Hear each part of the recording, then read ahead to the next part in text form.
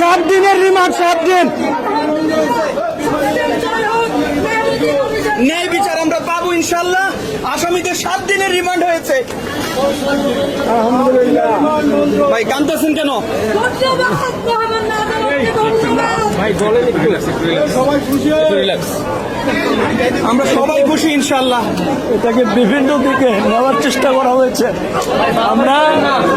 আমরা জীবনের ঝুঁকি নিয়ে প্রতিবাদ করেছি, আজকে তার ফল পেয়েছি। আমাদেরকে হুমকি দেওয়া হয়েছে, আমাদেরকে তুলে নিয়ে যাওয়ার হুমকি দেওয়া হয়েছে, মেরে ফেলার হুমকি দেওয়া হয়েছে।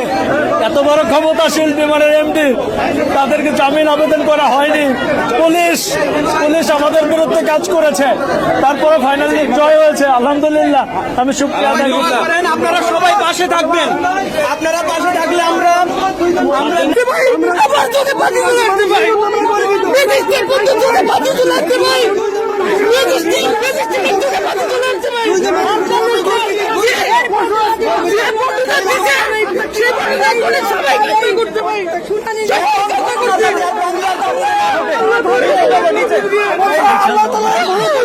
আপনাদেরকে ইনশাল্লাহ আপনারা ভালো প্রতিদান পাবেন।